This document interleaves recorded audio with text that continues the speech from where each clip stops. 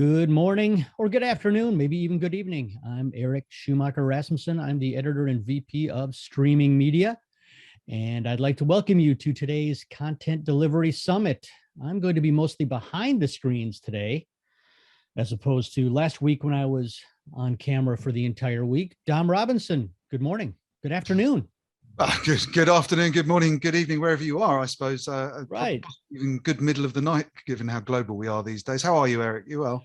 Doing well. Yeah, kind of looking forward to being behind the scenes today, working the boards, helping make sure all of our speakers get on camera, and looking forward to another great content delivery summit. We're doing these twice a year now, which I think gives us a good, biannual check-in to see where things are progressing in the industry.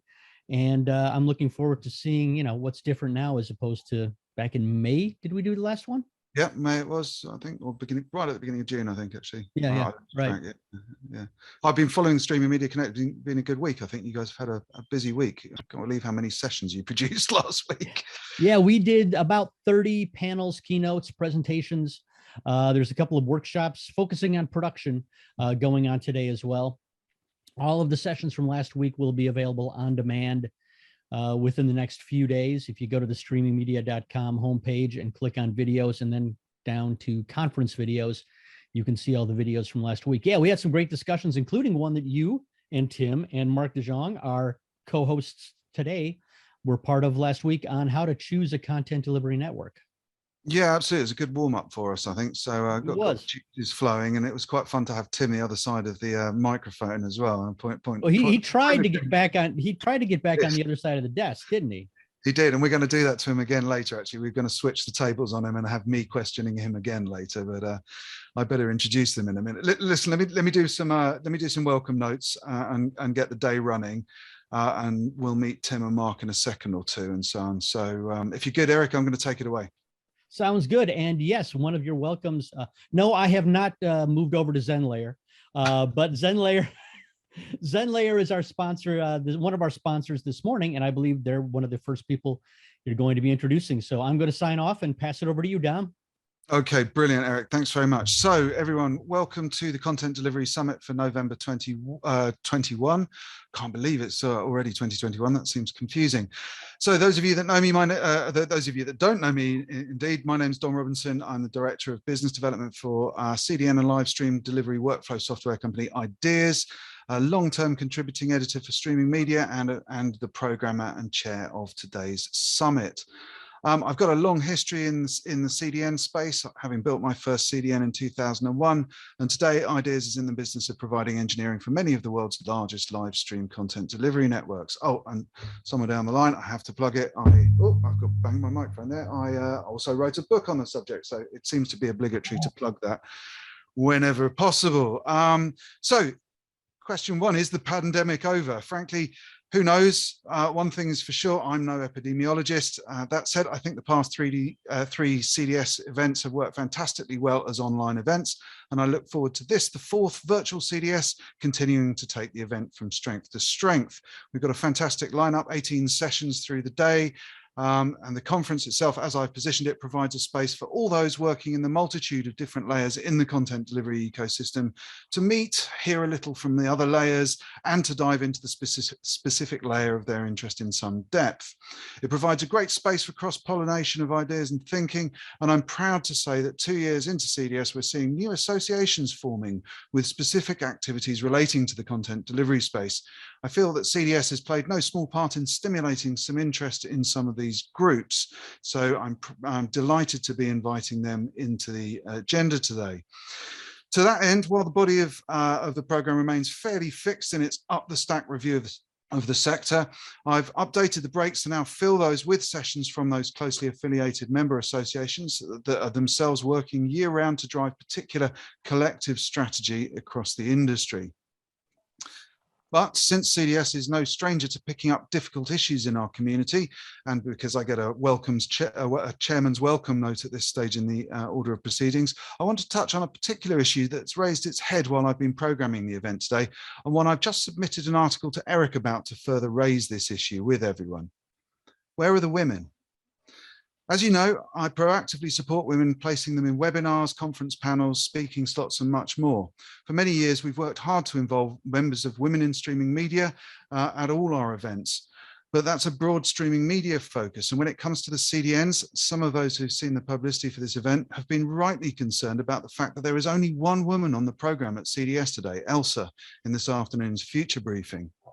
I want to be clear that this is in no way some inner masonry in the sector causing this. And of the 2 to 3 dozen responses to the call for speakers that we had for this event, there was not a single woman. On reaching out to sponsors, they've all fielded male representatives, and on attempting to reach out to panelists, we simply could not find any women wanting to take part today.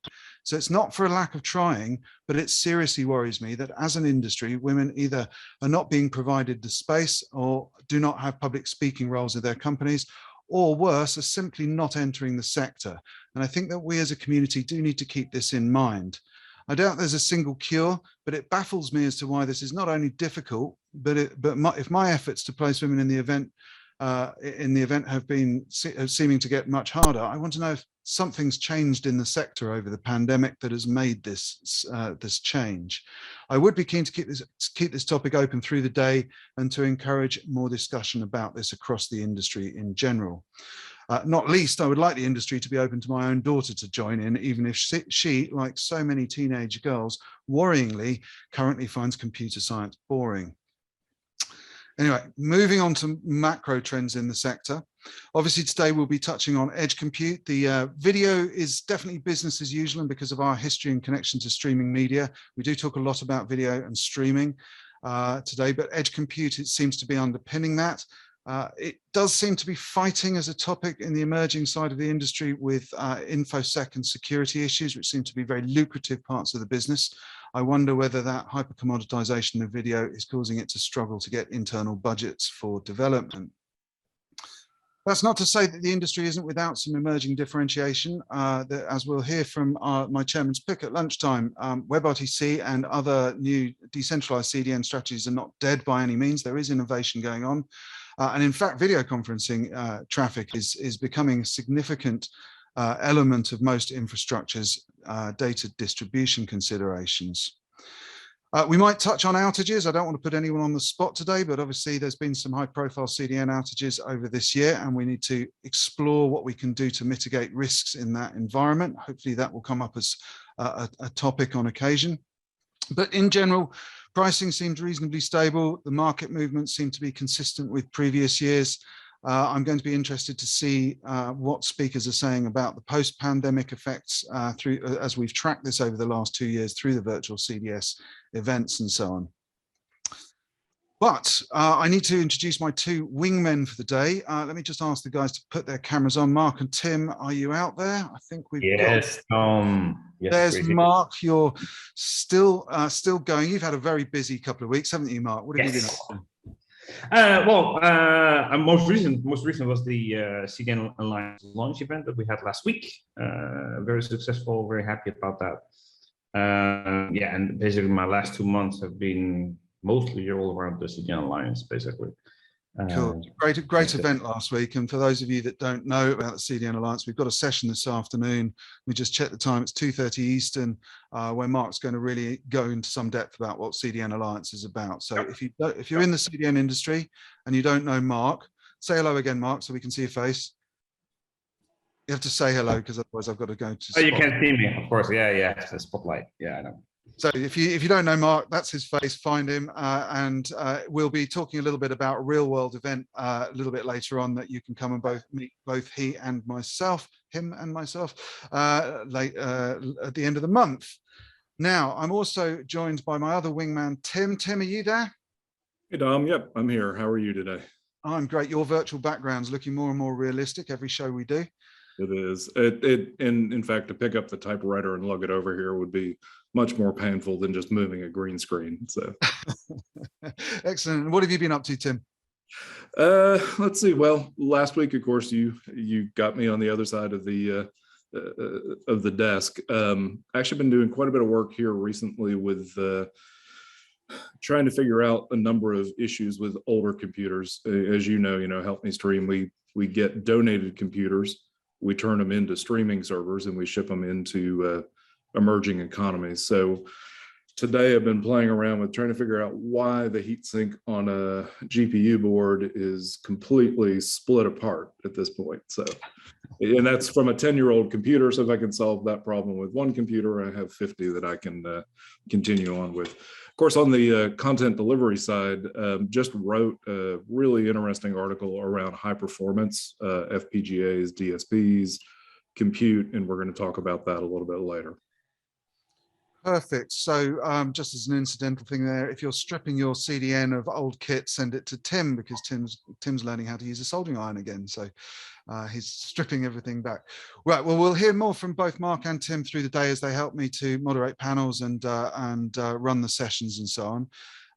Now, let me just skip into the agenda, and if I press the right magic buttons, we can bring that up in a way that you can see it. So as always, the Content Delivery Summit is now structured so that we basically work up the stack. We're going to be looking right down in the seabed at the fibers that bring the content between the continents and the cable landing stations. We're going to be talking carrier networks and core IP strategies up to what used to be the mid-morning break, but because we're all virtual, there is no such thing as mid-morning anymore. So we're filling the mid-morning breaks with the association representations, and we've got something I'm very proud to have been part of founding with the greening of streaming. It started here. It's now becoming part of the fabric of the industry.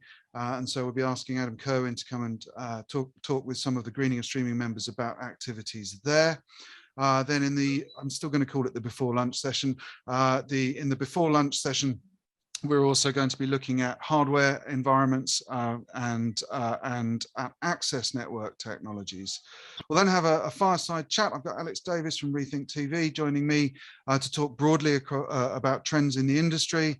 We'll then have our second association of the day, a regular visitor to CDS, the Streaming Video Alliance, which will be led today by Eric Klein from Disney, talking about open caching.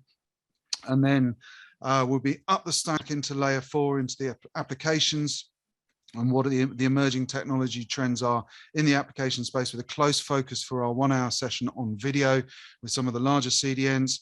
Which is very much a sort of backbone panel session, which we've been running for many years at Content Delivery Summit.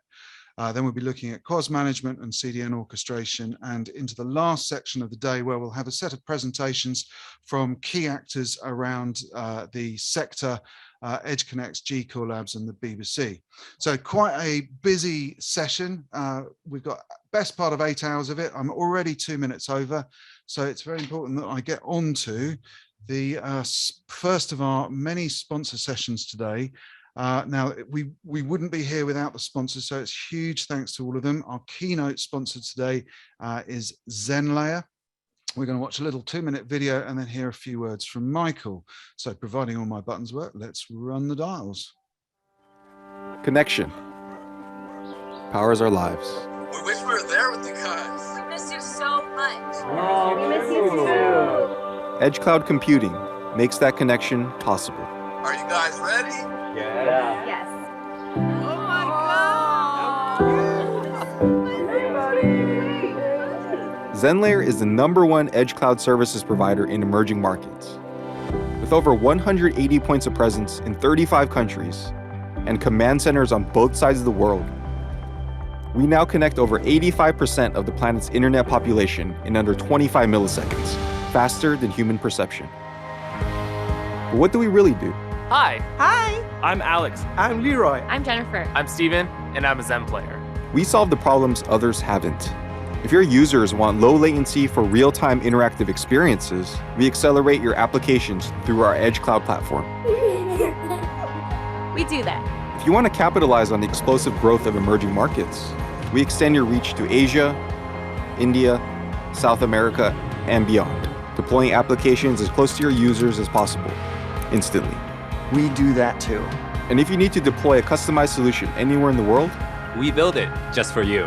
we solve problems like these It's sports time!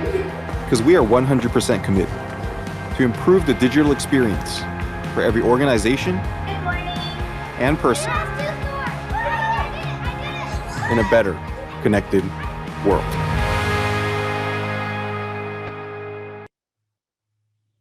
Awesome. So now with that intro video, let me hand to Michael. Michael, are you out there? I'm right over here. Thank you, Dom. No Hello. worries. Hello, everybody, and thank you for joining. So Zenlayer has been offering a portfolio of edge cloud services through its expansive private global backbone, including infrastructure as a service products such as cloud networking, bare metal cloud, IP transit, data center services, and our recently launched platform as a service product, the Zenlayer Global Accelerator, which can instantly speed up any interactive digital experience such as streaming, gaming, and enterprise SaaS without having to manage your own infrastructure. Check us out at zenlayer.com and enjoy the show. Thank you, Tom. Brilliant, Michael. Thank you so much, and deeply appreciated for your Keynote sponsorship there. Now, let's find out exactly what Keynote they've sponsored. Now, they're no strangers to the Content Delivery Summit. We have with us Disney. Rob, Eric, are you out there? We are here. Awesome. Hey, good morning. Hey, Eric. Hey, Rob. Listen, I'm just going to hand straight to you so we can keep on track with time. So take it away, guys. Okay, let me share my screen.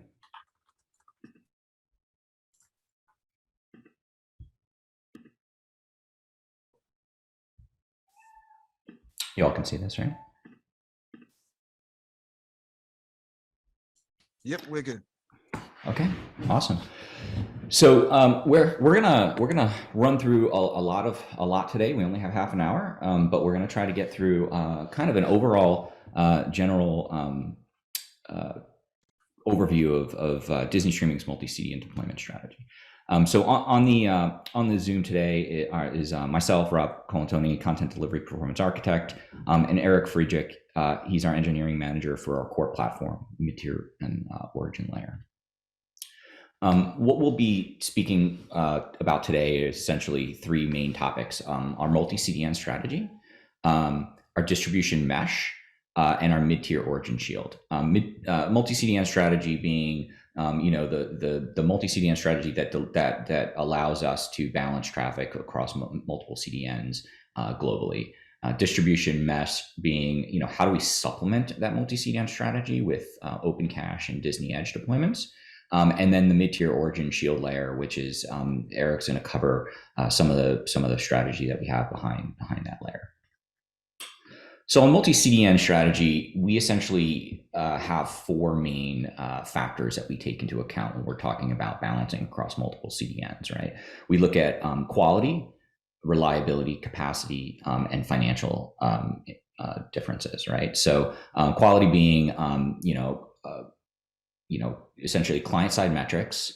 We break them down by ASN and region. And then we normalize them. And so I'll go a little bit into the normalization strategy. Reliability is essentially, how often do they breach the KPIs? What is the overall viewer impact of those KPI breaches? And we can essentially normalize that and score them based on reliability. Edge P&I and cache capacity factor into the capacity element. And then on the fiscal financial element, we talk a little bit about how we deal with like the tiered pricing structures and those sorts of things. So I'm going to kind of go into the normalization piece. So for quality and reliability, we use the same basic kind of model for normalization, but with different underlying factors, right? So in the case of quality, we look at six main client-side delivery metrics: CIR, VSF, VPF, EBVS, ABR, and VST. So congestion-induced rebuffer rate, video start failure, video playback failure, exit before video starts, average bit rate, and video start time. Each of these is weighted to a certain degree to get a cumulative kind of overall score. And then what we do is we take all of the CDNs on a per ASN basis. So on a per eyeball network basis, and we rank them against their cohorts. So if you have 6 CDNs, you take the average for example, for CIR for across those 6 CDNs, and that average CIR on that network becomes 50th percentile. And then as those CDNs differ from that 50th percentile, you essentially score them up or down based on that. And so, if you have somebody who is one standard deviation better than everyone else, they would get a score of 84%. And if you had a CDN that was one standard deviation worse than the average, they would have a score of 15%. So what's nice about this is the further they get away from the average, essentially we can give them a higher score or a lower score essentially. This is how we do this for quality.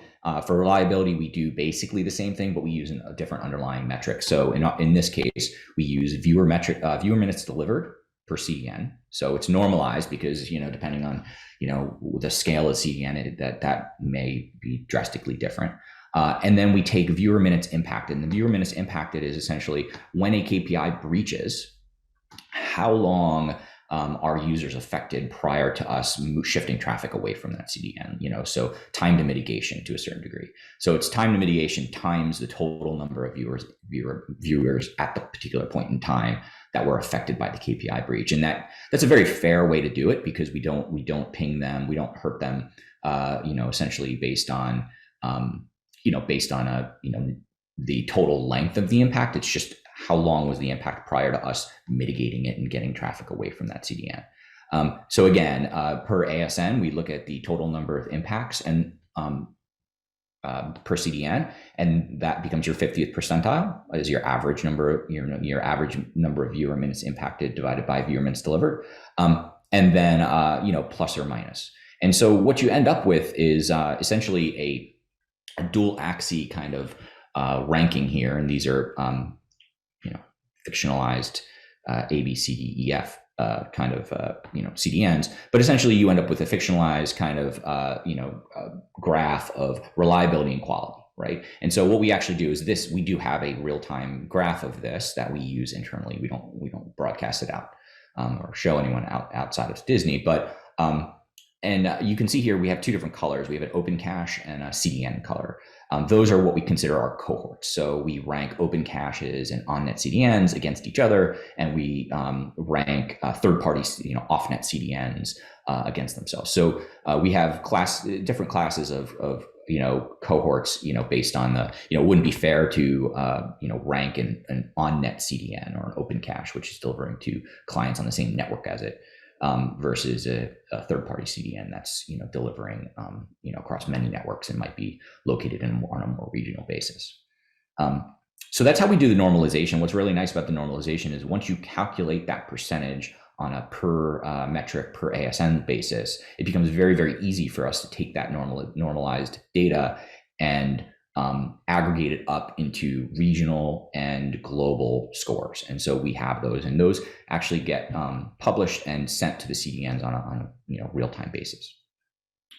The third pillar that we stand on is capacity. So we have volumetric goals that we have to hit overall for capacity. And so understanding the level of capacity of each of the individual CDNs is really important. It's been a very manual process up to the point. Typically prior to launch, we go to the CDN, we ask for a certain amount of capacity. It's very one-sided. We ask for capacity, they tell us if they have it or not. We've been working with the Streaming Video Alliance to put together a capacity management API for Open Cache. Part of our goal is to get that implemented by the CDNs, which would, allow us to get some sort of like real-time capacity sharing.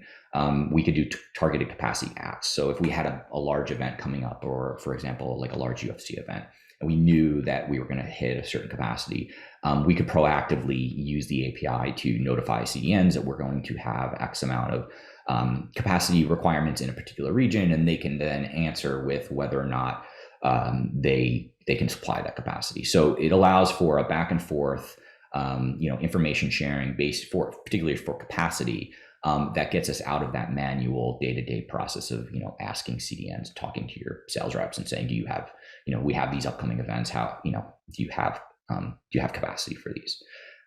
This could also be extended to, various open cache operators, which we'll get to in a little bit. On the financial side, we aim for an optimal mix. So if anyone out there, typically takes, utilizes, CDNs, you understand that they have different, achievement strategies. So you've got achievement pricing where if you hit a particular tier, then all of your bits up to that point are billed at a certain rate. or various tiers have different rates. And then also the tiering across all of the CDNs is different. So hitting different volumetric tiers will ultimately result in different financial implications, right? So essentially what we've done is we've written a program that kind of automates for optimal volume, right? Like given a certain amount of capacity on each of the vendors, given the tiers we want to hit and how we're doing against those tiers, by the end of the month, how much of that volume do we need to hit in order to get the optimal price mix across all of those individual CDNs, right? So if you take into account, the quality, the reliability, the capacity, and the financial, then you ultimately end up at a traffic engineering strategy, which essentially takes into account all four of those, where we optimize for quality, we try to reduce the impacts from KPI impacts, and we actually make sure that we understand and know where those are. And then we stay within our capacity guidelines and have a very broad conversation about capacity with the CDN vendors. And then we also hit our volumetric goals that we need to hit in order to achieve optimal financial pricing. So those are our four pillars, and that's kind of how we operate in a multi-CDN environment. Supplemental to this is what we're now calling the distribution mesh. So distribution mesh, this is a traditional distribution structure. Is we have our Disney mid-tier layer, which operates as the origin for all of the CDNs, right? And Eric will cover that in the next section. But essentially, we use third-party CDNs, and we use 6 to 8 of them, depending on various regional capacity and those sorts of things, right? And look, they're going to be the foundation of Disney streaming distribution for a long time. They're very high quality. They're very reliable. They're constantly working on expanding their capacity, and they're very cost effective. They're good, and they're good at what they do, right? So there's really no way a content provider the size of Disney could build out an infrastructure to deliver globally the way that the CDNs have done it, right? So we're not we're not saying that we're going to go away from that at any point, but what you do need to do is you need to build in kind of the supplemental services there. And so one of the things we've been working on is doing for targeted ISP deployments, ISPs that maybe don't have necessarily relationships with CDNs, or maybe have a relationship with one CDN vendor. They have a rack or a local cache for one of the CDN vendors. What they could do is they could ultimately work with Streaming Video Alliance to essentially get an open cache in place. So open caching is a set of standards for cache interoperability. So we're very active. Disney is on all or most of the open cache working groups, and most of the CDNs actually have representation on those open cache working groups. And what they'll do is they provide like unified interfaces for like configuration, for capacity, for client request routing, and all sorts of things. So if you were to deploy an open cache, if you were an ISP, and let's say you noticed that at peak time, 30 to 40% of your transit costs were coming from providing eyeball users access to Disney content. You could deploy an open cache and work with Disney to essentially offload that to a local open cache on your network, right? And so it really empowers the ISP partners. It takes some of the strain off the CDN vendors to, if we have 6 CDNs we're using, that ISP may not have 6 on-net CDN deployments. An open cache would allow them to essentially offload that local transit. Then, in areas where maybe the CDNs have not yet built out their infrastructure, or just there's no financial, motivation there for them to build out their infrastructure. And ISPs are, the traffic for Disney is not high enough where the ISPs want to really invest in an open cache. We have the ability to deploy like what we essentially is a Disney operated open cache. We call it Disney Edge, right? So this is an extension of our mid tiers, which again, Eric will cover. But it really allows Disney to do kind of targeted expansion in like regional areas where it makes more sense to have a single maybe open cache versus an open cache in all of the different ISPs, or even in a popular region where we just know we want to get to a point where we have supplemental capacity, right? You look at the manufacturing world right now, and there's a lot of supply chain issues because those manufacturers didn't build Slack into their supply chain. We look at it as the Disney Edge is allowing us to build Slack into our bit supply chain, right? Like allows us to essentially supplement in certain regions our capacities, so that if the CDNs were, who operate in a multi-tenant environment, if one or two of the tenants was severely stressing the networks in those regions, we can always lean back on Disney Edge to give us a couple hundred gigabits per second in a particular region. That's very popular.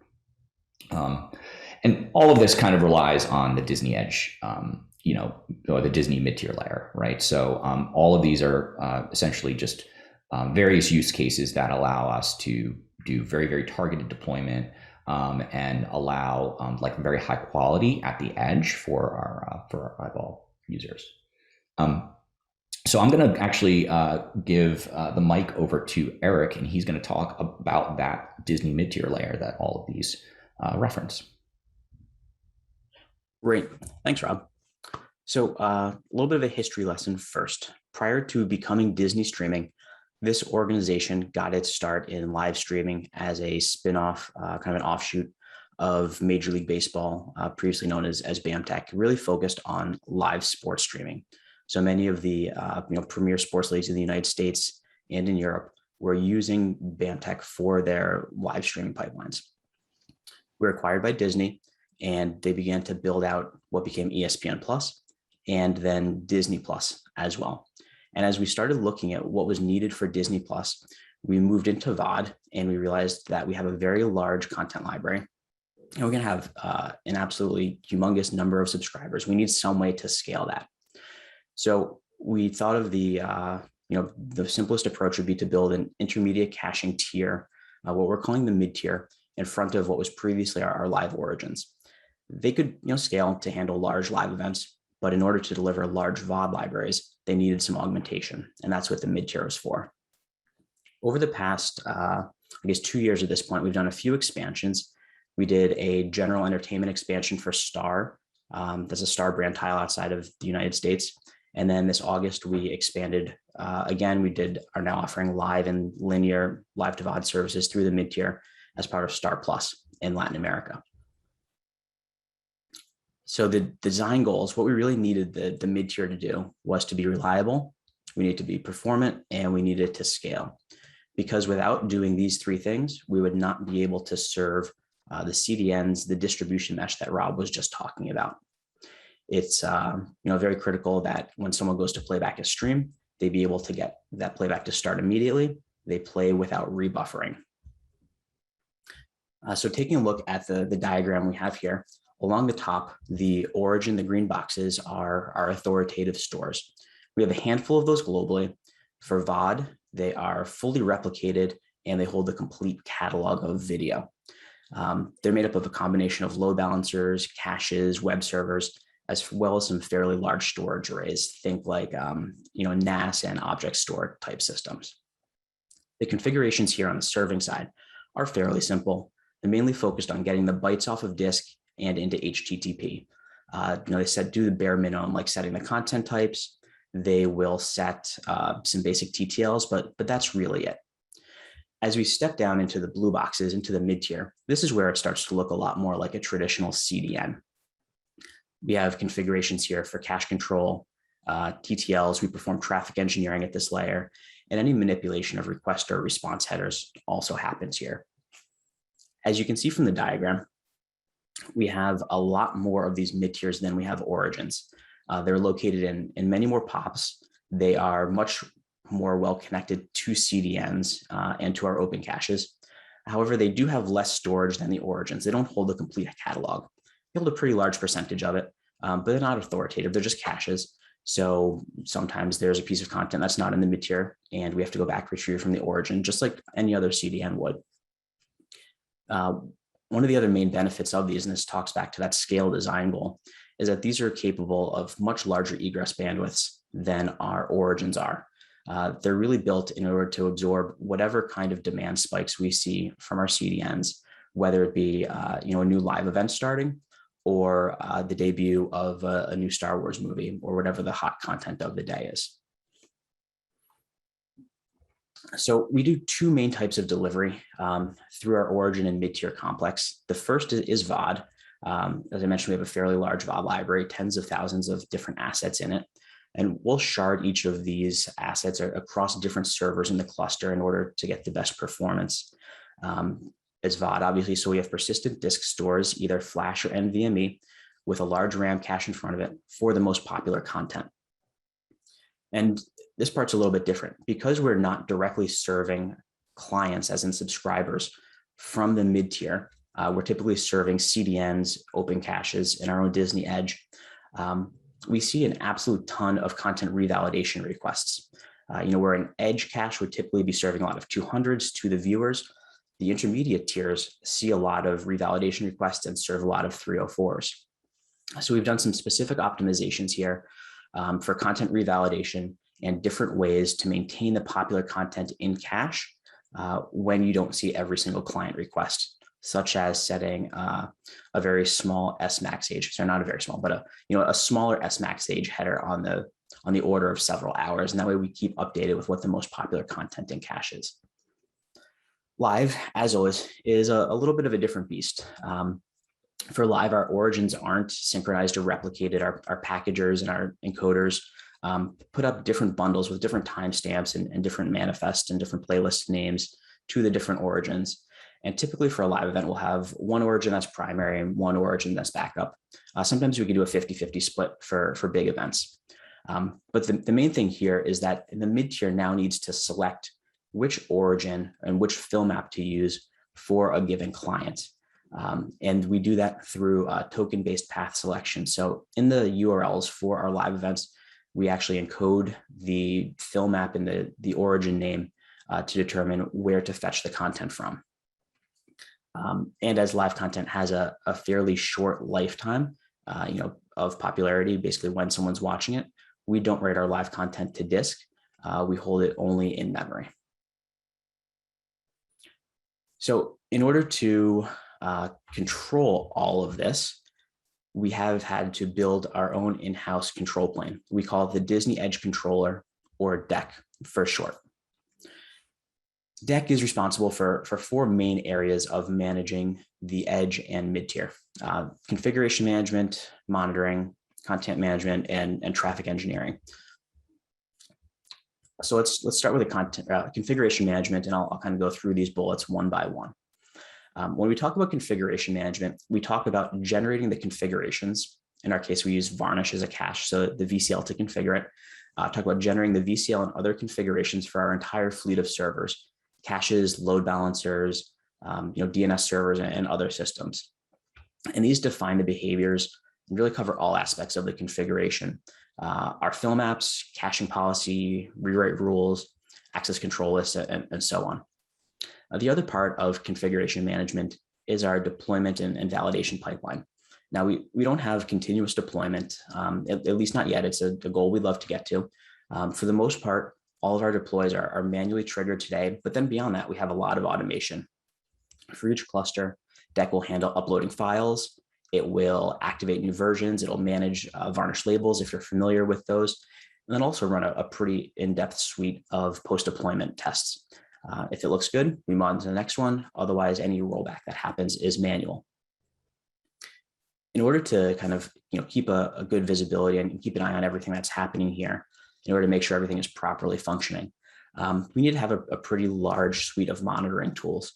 And we've broken that down into a few different areas. First is behavioral metrics. These are the key performance indicators that most CDNs look at. Fairly typical things like hit rate, requests per second, cache efficiency, and status codes. We can drill down into different resolutions of that. Time resolutions, but also different regions geographically. We can look at specific cluster or even go down to the server level. Also at the server level, we have individual health checks. These make sure CPU is proper. We have good links on the NICs. There's enough free RAM to be able to do what we need it to do. Very useful for alerting and troubleshooting. And the final one is kind of arguably the most complex, and that is log analysis. So we collect all of our logs into one central location. We index them, and we're able to query them using some pretty standard tools. These are transaction logs, kind of one line per request that we get on the mid-tier. And these are used for more detailed troubleshooting and other reporting and queries that are not represented by our behavioral metrics or other health checks. On the content management side of things, these are operations that are performed over the cached content. One of the most important ones, actually they're both very important, but pre-warming is incredibly important. Anytime we bring a new cluster, a new POP online, we need to make sure that that cache is warm.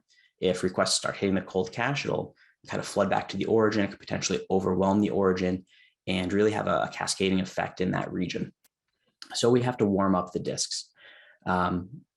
We do this by orchestrating requests to the caches, basically walking through the manifests and requesting every single segment that might be in there that someone might watch and pinning this into cache for a certain period of time. We also use pre-warming to prep for the sunrise of highly popular content.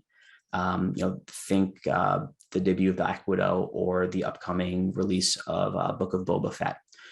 For that case, we pre-warm in parallel into all of our different POPs, and then our CDNs are able to, one, pre-warm their caches, but also as soon as that asset becomes available, immediately deliver cache hits to our viewers. We don't have to go back to the origin at that point.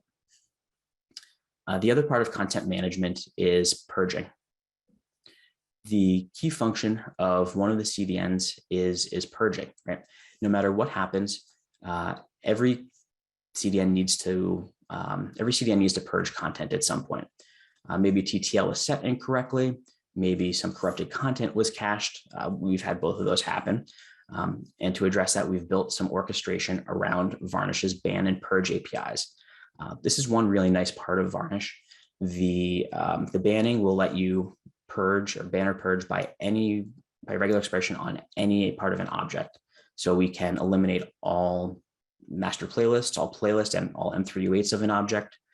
We could ban by content type or really anything that you can identify or isolate in one of the response headers or in the object itself. And the final part of DEC is traffic engineering. And this lets us control the flow of bandwidth in the CDN in order to route around network incidents, areas of reduced capacity, or other imbalances. We have two sides to this. The first side is the fill maps, and these are really inward-facing maps of how we move content around. It's policy determining where every cluster should fill from. These are statically configured today, and we support a few different types. We have priority lists, like primary backup, tertiary fill locations. We can do weighted allocations, such as 50% from origin A, 50% from origin B.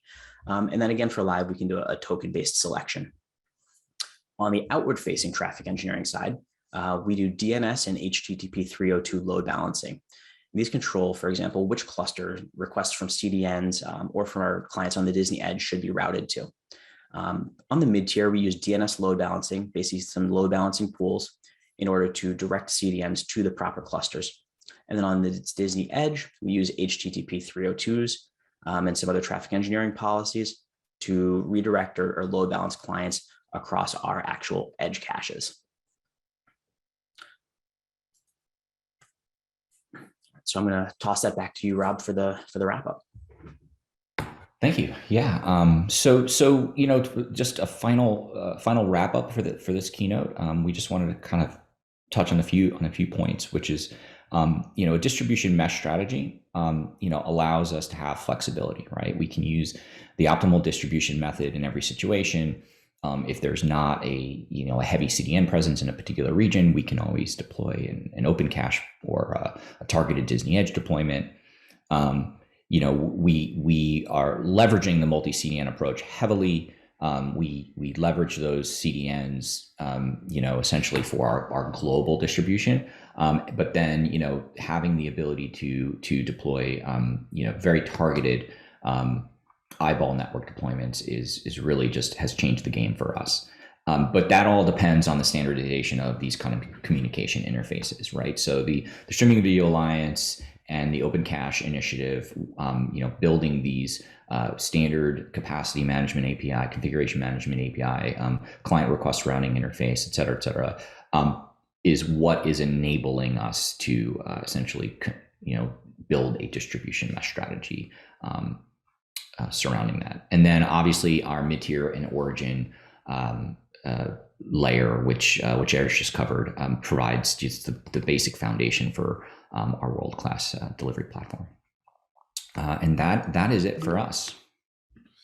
That's awesome, Rob. Thank you so much, and Eric. It was an intriguing presentation. We've got one question that's come in from Eric Hertz on the floor, which it's kind of doubling up a question I'd written down for you guys. I'm interested in how much you over provision and what your capacity planning looks like. How do you anticipate audiences, and how do you deal with audiences which bust a particular CDN and you've got to go and move everything over to another CDN? What's your concurrency look like? It's sort of general question on capacity planning. Yeah, so capacity planning, we typically aim for a 2x on capacity when we do capacity planning. Chris Christensen is our capacity management guy, and oftentimes we do it for mostly like app launches and regional launches. So we'll aim for a 2x, simply like you said, to provide that redundancy in case we have issues with one or two of the CDN vendors. We've not typically had to go down to that. We try to keep no CDN delivering more than 40 to 50% of our content on any particular region or any particular network, right? And that is essentially done as a risk management area. I guess we could have touched on risk management, but I like to consider that as part of capacity in certain cases. That's awesome. Listen, Rob, Eric, I'd like to carry on with questions all day, but if I could ask you to stick around and go down, head down to the chat room. I think there's people there that might have other questions and so on, and maybe just get into a chat in the chat room to facilitate that. We're a bit so hard pressed to really go into Q&A with everyone today. So will do. Thank you. Thanks very much, Rob, and also thanks very much, Eric. Thanks, Tom.